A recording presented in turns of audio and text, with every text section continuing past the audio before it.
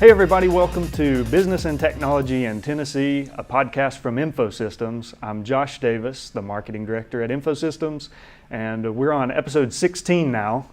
And today I've got a special guest from a local startup company in the Chattanooga area, Text Request. Hello. And the president and CEO of that company, Brian Elrod. How you doing today, Brian? I'm doing good. Thanks for having me here. You're welcome. So just having a entrepreneurship and startup conversation today, and this should be pretty interesting because you're in sort of a technical field with Text Request, and so we'll surely be able to talk about a little bit about technology and how your team has addressed technology, but also just about the culture of your company and how you've grown over the years and maybe some background. So should be a great episode and some good conversation.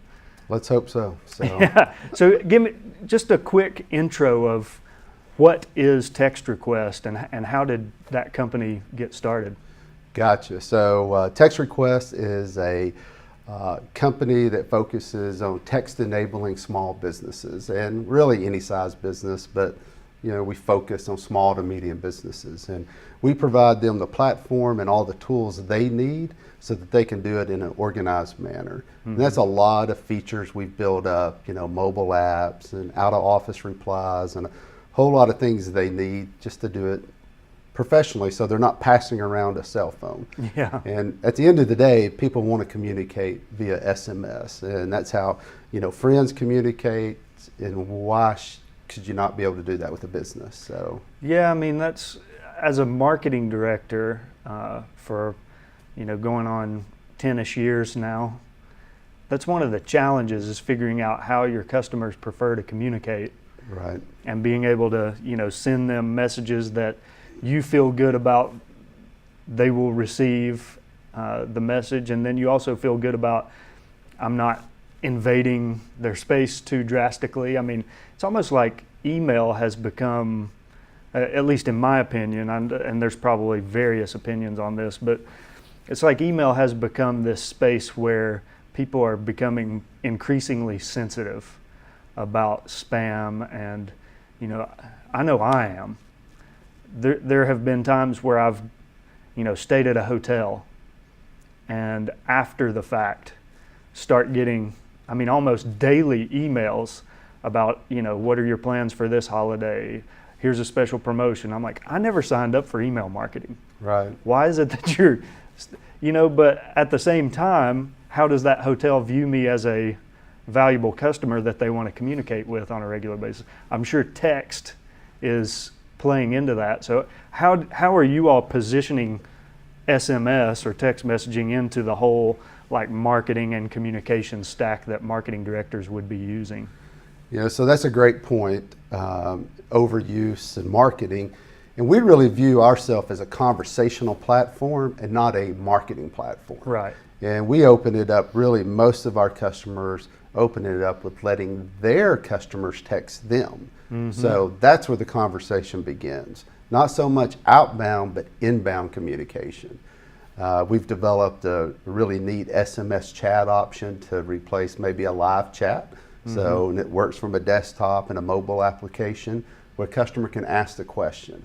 And now with Google, you can start an SMS conversation from your Google My Business listing, Google Ads, Instagram. So a lot of the social media platforms are allowing that. Well, customers still needed the platform to manage those messages. Yeah. So we really focus our efforts on conversational topics with customers, not so much blasting out 500 text messages. Yeah. That would be more related to short code, and that's easier to do with short code. And what we do is we really take a customer's phone number that they've had. We've had this one customer that had it for 100 years, and we add SMS to it, and now they're in their ads are saying call or text for service. Yeah. And that's interesting. I mean, I guess the customer service perspective on that is extremely valuable, because in today's world, you just look at the way people communicate now, and you're probably, a lot of people are text first, and a phone call only if necessary. Yeah. You know, it's just that we've migrated to that mindset now. People prefer to communicate through messaging. Statistics are overwhelming that that's how they would like to communicate with business. Yeah. Now, studies change, monthly, but the last one I saw was about 75% of customers wish or would like to communicate with a business via SMS. So that's a pretty strong number. Yeah. That states why we're in business, essentially.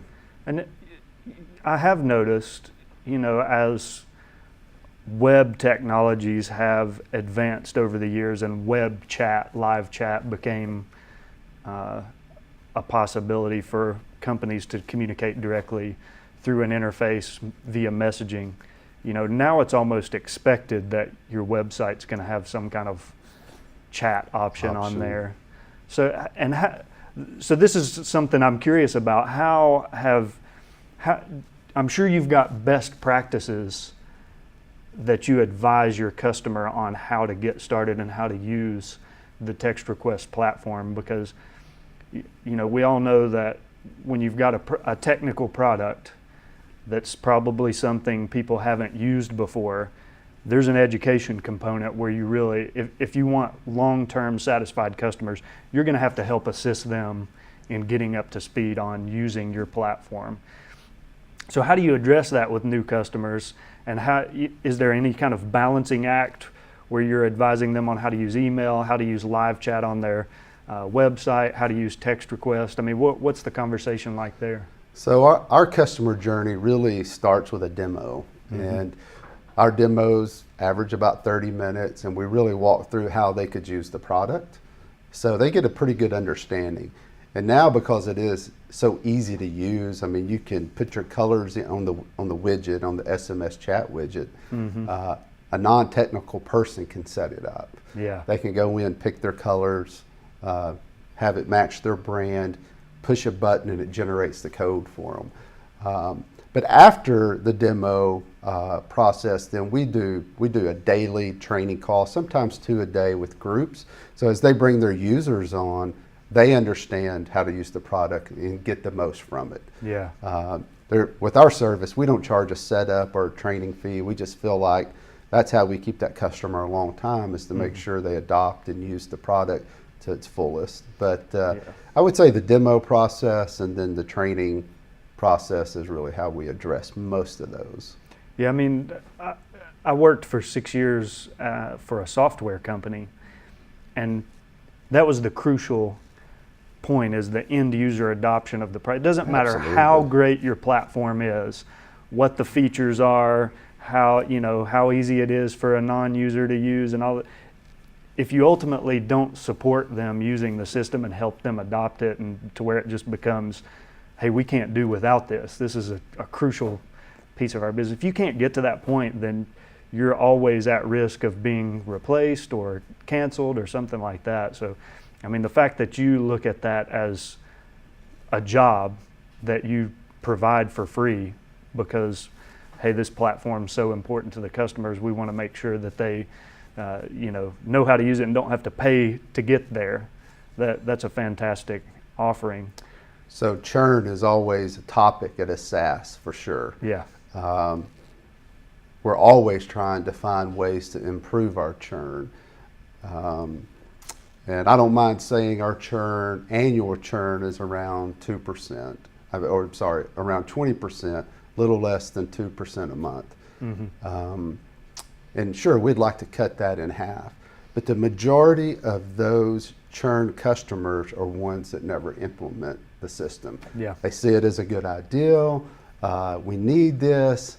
And then they come on board, and 2 weeks later, nothing. 4 weeks later, nothing. 6 weeks later, nothing. So something we have now is a team that will follow up with them in 2 weeks, 4 weeks, 6 weeks, to try to get these guys moving in the right direction, because they know it can help their business. And I chalk up a lot of that, when you're talking about software and churn, I chalk up a lot of it to the companies that make that decision to move forward with a new software product. They don't do enough analysis beforehand to really understand the change that's going to need to take place within their organization to use something.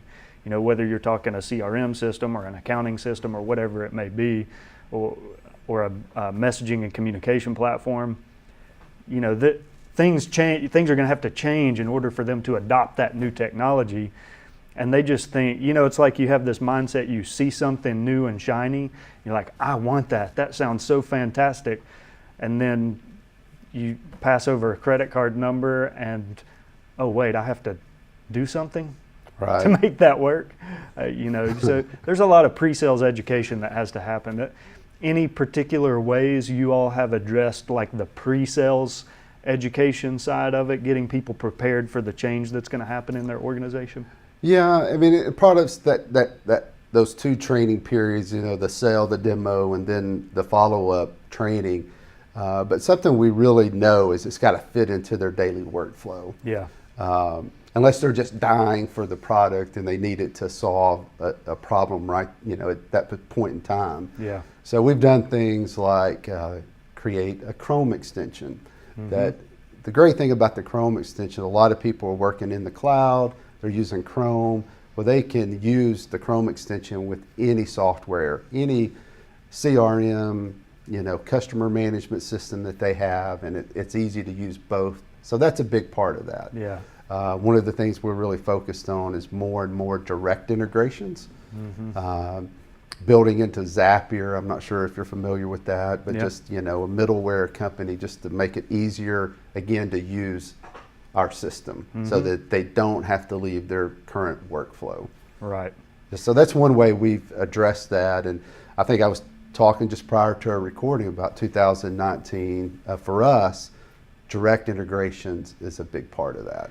Yeah, and you know, I'd really like to get into that side of the discussion about text request, about, you know, sort of your, how did you get started? Where did this come from? And then talk about, okay, what's next for text requests. So when did you guys start, and how did you transition from just being, hey, we've got an idea, to, okay, this is now a company and we've got a product or a service that we're offering?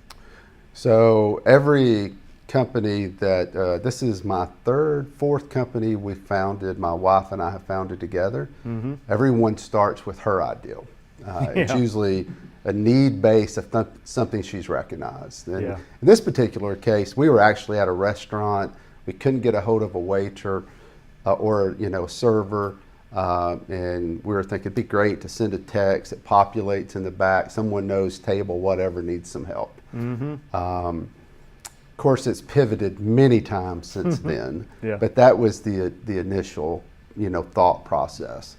And then you go and you start researching, right? Okay, what's out there? What kind of tools will allow texting and conversations and things to improve service? And we really couldn't find anything. This was 2014. Most of the things we found were either app to app, so you had to download the app, and we know app adoption rates are less than 5% generally. So that seemed like, okay, here's an opportunity. Why not use the app everyone's using anyway, which is their SMS application? Yeah, absolutely. And then we started looking for competitors, and we really couldn't find many competitors. It was, you know, a very new market. All of the competitors we could find were text marketing type companies, which was not what this was about. Yeah. So that's kind of how it started. While my wife and I are entrepreneurs and we love to start businesses, we were not technical. And so then really the search went for a technical co-founder. Yeah. So I started asking, who's the best? And I wanted them to be local. I actually interviewed several people, several different companies, and then, you know, my path crossed with Rob Reagan, who is our CTO, and everything about it just felt right. Rob definitely has the experience, the know-how, the technical chops to get it done, and he was kind of looking himself. So we met actually in the building that we're actually officed in today. That was where we first met, named the company there, and then, you know, circle back 3 or 4 years later, and we're, you know, we're actually in that same building. So it's kind of cool. Nice. And so when you were beginning that process of looking for the technical co-founder, had you already made decisions about how am I going to fund this startup? How are we going to get it off the ground? Or were you approaching people at even an earlier stage than that of like, I need to bring in a partner and we're going to figure it all out together? So after starting, this is the fourth company, I believe, the funding part of it wasn't the primary focus. So we were lucky from that standpoint. It was really the technical side. Mm-hmm. Now, after reading every story that you could possibly read, I mean, we're like, getting funding, how hard could that possibly be, right? So yeah, that's all the news stories you see in the local media, or so and so gets capital investment, there's a new startup pitch presentation that's going to happen, and you can win all this money. And so it wasn't like we had planned on being a funded company early on, because at the time most of mine was retail franchise experience. Mm-hmm. I just thought that's what you did with a technical company. You go get funding. So we did mess around with that for about 18 months after we had our initial product out, and learned a lot. And I learned that I did not want to go through with that. Matter of fact, one of the first guys that I met and talked to said, and there were two that said, tell me about funding. If there's any way you cannot do it, don't do it. Yeah. And that started, That's probably good advice. that was great advice, yeah. actually. So that was David Blaze, a matter of fact, that gave us that advice. He needs credit for that. Yeah. So we still pursued it, waste a lot of time and energy, and realized in the Southeast, maybe it's not this way on the West Coast, never been through it, seem to be a lot of pretenders in this area that say they're funding companies all the time, or they're angel investors or whatever. They make you jump through a tremendous amount of hoops and spend a lot of money legally and time, and they always find some reason not to do it, sort of thing. So they can continue to have that facade that there's all these funding opportunities out there. And I think even Charlie Brock has recently mentioned this, talking about there is still a lot of work to be done in our community to have funding for entrepreneurs. Because you might have people who are out there saying there's all of these avenues available for funding, but when you really look behind the curtains, like you say, there may be more to the story that is not being promoted. And I can only speak from my own personal experience, and I'm definitely not an expert. If you need any advice in raising money, I'm not your person, because I failed at it. But luckily enough, all of the things that these funding locations were looking for were market fit, adoption, growth. They all started happening at Tech's request. Mm-hmm. So then we kind of regrouped and said, guys, we can bootstrap this if we can do this and this and this and this. So it has, I guess technically moved us at a little bit of slower rate, but we own our company. Yeah. We own 100% of our company. We're not spending a lot of time answering to investors and doing things where we could be growing it. So in hindsight, I think it was the best thing that happened to us. Yeah, when you do have funding partners, you're not just bringing in their money. You're also bringing in their voice and opinions, and probably their peers, and all of that stuff. And so I would imagine for a startup, it can terribly complicate the day-to-day operation, because you have to keep someone else informed of these are all of the things we're working on right now. This is our progress. This is where we want to head. And if you've got a difference of opinions, you probably have to stop and work that out before you can actually move forward. Where if you own the company, you're calling the shots. You can do whatever you want. Right. And I know, that the CEO takes the brunt of that, spends most of the time dealing with the investors. Yeah. But you know what? I spend about 80% of my time on business development. Yeah, that's great. I'm talking to our customers every single day, showing them the product, hearing firsthand what they like and don't like, or what we need. And again, I think that, just by happenstance, because we didn't get funded, was a pretty good thing for us. Yeah. So you've recently achieved some pretty significant milestones as far as your success, the success of your company. And so you're on pretty solid footing right now. What are the plans moving forward? How do you get to the next phase? Where do you want to be in the next 2 to 3 years or 5 years or 10 years? Sure. So we did recently break $1 million in ARR back in July. It took us, by the way, about 3.5 years to get there.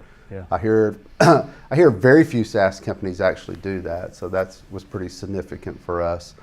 And then I hear the average is about 4 years for the ones that do. So we're kind of tracking. So we're past the market fit, adoption, and now we're ready to go into the growth phase of the business. Mm-hmm. And so it took almost 4 years to grow to $1 million in ARR. Well, guess what? We're going to try to do that in less than a year now. That's where our focus is. Mm-hmm. And our goal and our whole team's goal from a revenue standpoint is to get to $3 million in less than 18 months. So we'll see. We feel like, we've learned so much. We learned what the customers are, who they are, how to reach them. Now we just need to really add some fuel to the fire. So do you have any vision for how you're going to put together a business development team to help spur this future growth, or anything you'd like to add to that? Yeah, so how we sell our products, we have openers and closers. Mm-hmm. So we're going to add a lot more openers, which is introducing the product, and that could be through phone call, email, different array of communications there to get those folks to a demo. And then the closers are our account reps that are doing, we basically have that BDR account rep set up. Mm-hmm. And a funny story, we've been trying to figure out the sales funnel, for 3.5 years. And from our director of marketing, I'm at a conference and I get a text that says, "Hey, we got it all figured out." And that was it. That was what he left me with. Okay. And I'm like, yeah, okay, tell me more. And he goes, "Well, I will when you get back." And the pieces have just fallen in place. We understand it now. Yeah. We had no clue, 4 years ago. We really didn't know who our customer was, because we started as a service product mm-hmm. Only, and we realized that companies spend more money when you grow their sales. So we started focusing more on lead generation with our SMS chat and all of those features. They just spend money faster in that area. Oh, you can get us more leads. We can close more leads. We set up more appointments, whatever. But so we work on the opener, closer is how we do it. And we just really are going to be adding a lot more of those at our company over the next. And is your approach going to be more like putting out sales markets, like field teams in different markets around the U.S.? Are you really going to have a concentrated team in one area at your headquarters? How does that work when you're looking to really expand, broadly nationwide? So we'll be doing most of it here in Chattanooga, mm-hmm.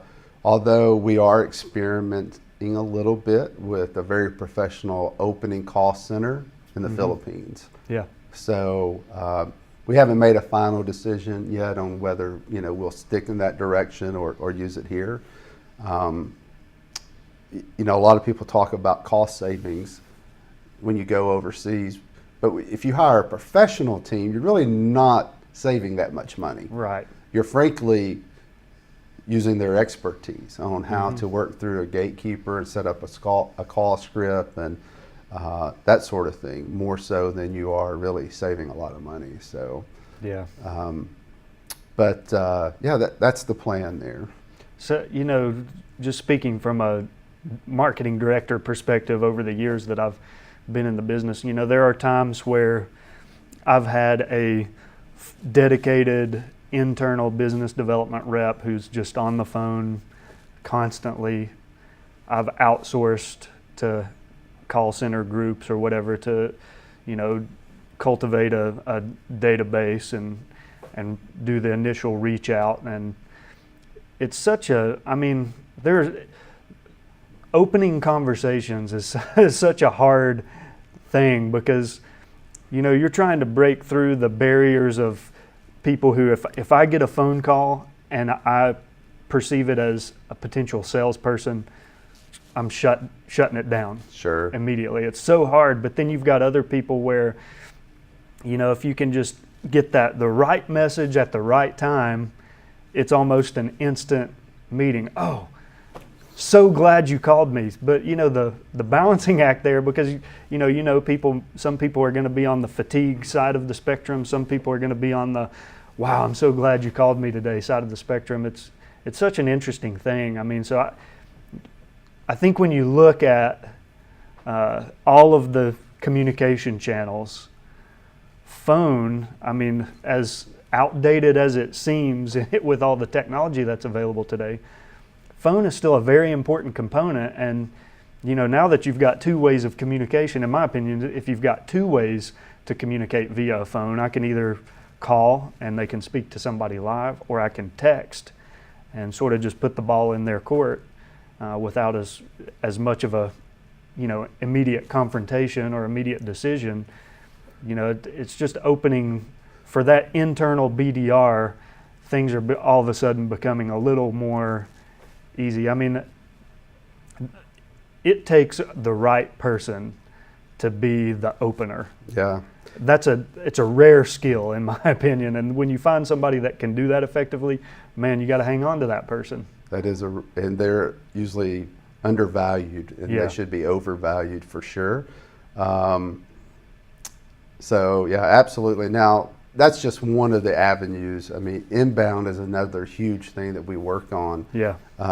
There's no golden goose in any of this. That was another thing that we really learned. Where it seemed like for the first year we were searching for the golden goose, and it's not. It's a series of doing a lot of little things well versus finding one big home run, and Yeah. content and